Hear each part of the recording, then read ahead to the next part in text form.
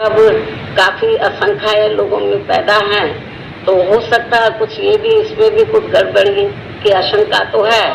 और मेरा तो यही कहना है कि जहाँ तक बीएसपी के जनाधार का सवाल है, बीएसपी का जो जनाधार है वो कोई कम नहीं हो रहा है। मुझे तो लग रहा है ईवीएम में कुछ गड़बड़ी जरूर है, असंख्याय किस्म की पैदा हैं। और नहीं तो मुख्य चुनाव आयोग और सेंटर की गवर्नमेंट सामने आए और वो कराए बैलेट पेपर से चुनाव, मालूम पड़ जाएगा कि उनके साथ कितना वोट है और हमारे साथ कितना है।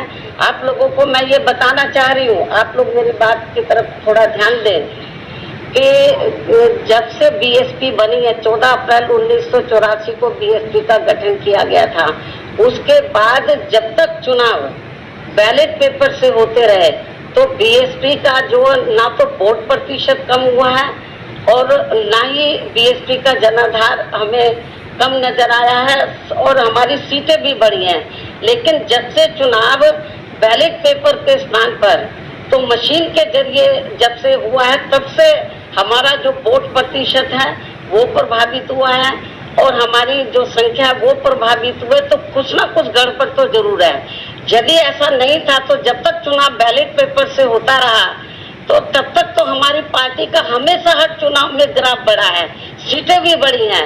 लेकिन जब से ईवीएम से चुनाव होना शुरू हुआ तब से ये सब गड़बड़ हो रहा है। अब तो हमारे जनाधार पे भी असर पड़ा है। और लेकिन मुझे तो यही कहना है कि कभी कभी ये जो गड़बड़ जो भी लोग करा रहे हैं, लेकिन हो सकता है कि कभी ये गड़बड़ कराने वाले लोग, इनका सिस्टम ही ना फेल हो जाए। मतलब तो जो जिधर से भी ये लोग करा रहे हैं, तो मेरा तो अपने लोगों को यही कहना है कि आप लोग प्रयास करो, पार्टी के लोग प्रयास करें, लोगों को तैयार करें। आज नहीं तो कल ये जो जहाँ से ये सिस्टम शुरू हुआ, आपको मालूम है कि दुनिया के जिन देशों में पहले बैलेट पेपर से चुनाव होता था, जहाँ मशीन से शुरू हुआ, तो जब लगा इसमें धांधली हो रही तो वहाँ खत्म कर दिया, बैलेट पेपर से वहाँ चुनाव हो रहा है। तो इसलिए मैं आपको ये बताना चाह रही हूँ कि ये मशीनों का कमाल है और कुछ नहीं है। नहीं तो ये लोग ईवीएम की बजाय बैलेट पेपर से कराएं।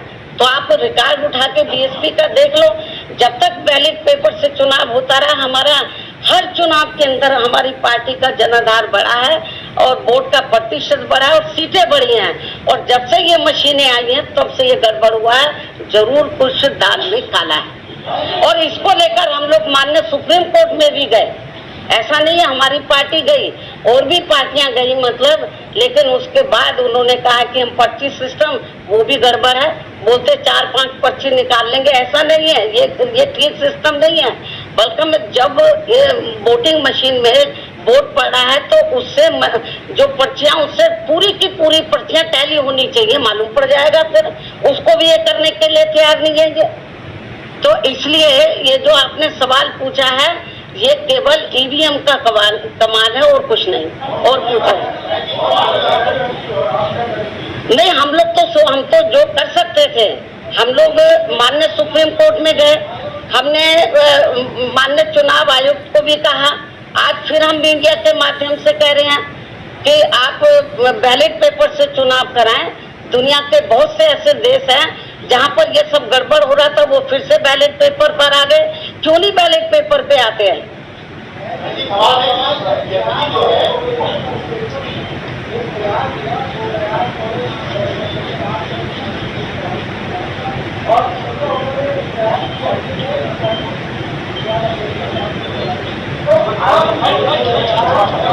देखो, पहले बात तो आपने ये गलत बोला है कि बाबा साहब ने मनुस्मृति चलाई। बाबा साहब डॉक्टर अम्बेडकर ने नहीं चलाई है, तो आपको ये करेक्ट कर लेना चाहिए।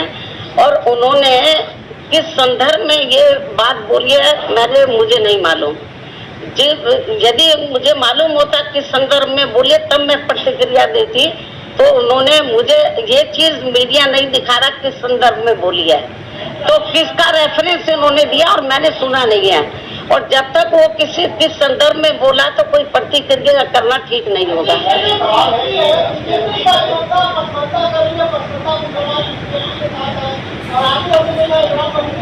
मैं जो आपको बता रही हूँ पसमानदे के बारे में, पूरे यूपी के मुस्लिम समाज के लोगों को ये मालूम है कि उनके साथ किस प्रकार की जाति हो रही है, यूपी में नहीं पूरे देश के अंदर। तो जहाँ तक पसमानदा का सवाल है, ये मैंने ट्वीट के जरिए भी कहा था, जो मुस्लिम समाज है वो पहले मुस्लिम पहले, पसमानदा बाद में है। तो जो उनके साथ में जुल्म जाती हो रही है, मुझे नहीं लगता कि वो भारतीय जनता पार्टी के किसी भी प्रकार के बहकावे में आएंगे, तो वो इनके बहकावे में आने वाले कतई भी नहीं है।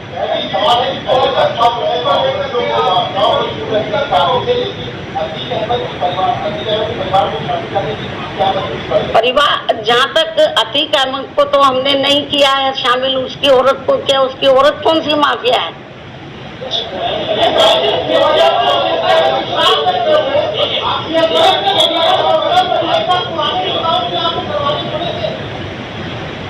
आपको ये मालूम है कि जो पुराने नेता गड़बड़ हैं, हम लोग तो जिनको किनारे कर देते हैं उनको लेते नहीं हैं हम। और अब दूसरे पार्टियों के पास नेताओं की कमी है, तो जो बीएसपी के जो निकाले हुए लोग हैं, चाहे तो कांग्रेस है, चाहे सपा है, चाहे बीजेपी, वो उनको लेकर घूमते रहते हैं।